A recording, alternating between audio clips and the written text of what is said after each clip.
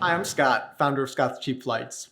I created Scott's Cheap Flights to help people save money on airfare. So nothing frustrates me more than when I see bad travel advice being doled out over and over again.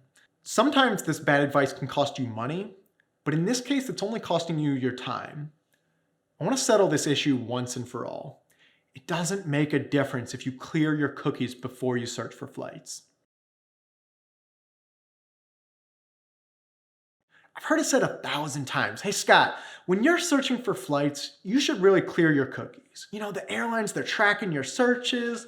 If they see you go back and do the same search again, they're going to bump up the fares. Look, if this was true, the first people who know about it would be our team of flight experts. Every day, they are running hundreds, thousands of searches.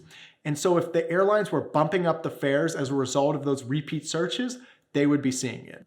The truth is, it's not happening. Airline websites do typically access your IP address, but they do that in order to provide location-related information. Think your language and your currency. They're not adjusting the fares based on how often you're searching. It doesn't make a difference whether or not you cleared your cookies in between searches. Let me show you. Let's do a sample search on Google Flights. Let's search from Denver to London for October 6th to 13th. The lowest price is $441 round trip on Iceland Air. Now, let's do that search 100 times. As you can see, even after 100 searches, the prices stay the exact same. Let's try it on an airline's website too.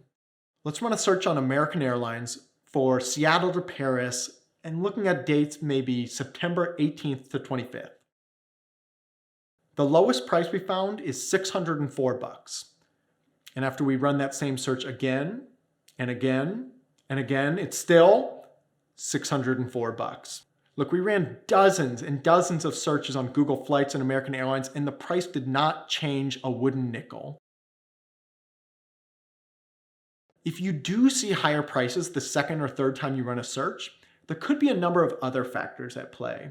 First, remember that prices fluctuate all the time. And it's possible that the price just happened to increase in the few minutes between your searches. Second, it might be that the price was only good for a certain number of seats. On some OTAs, you might even see a message that says only 2 tickets left at this price.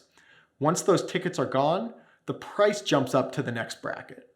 Third, it might be that if you're searching on an online travel agency, it's possible that the first price you saw had actually already expired, but the OTA hadn't updated its prices yet.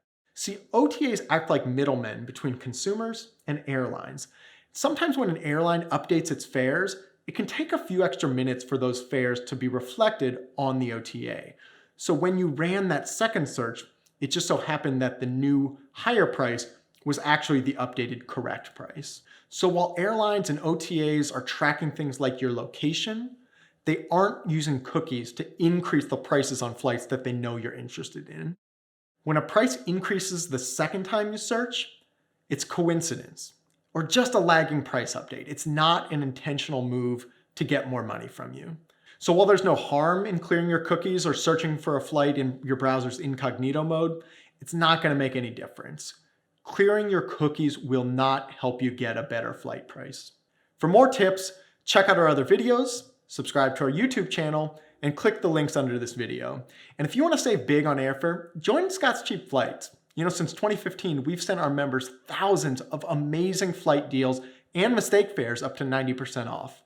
Our members save an average of $550 per ticket. So click the link under the video, sign up, and get cheap flights delivered right to your inbox. Thanks for watching. Safe travels, everybody.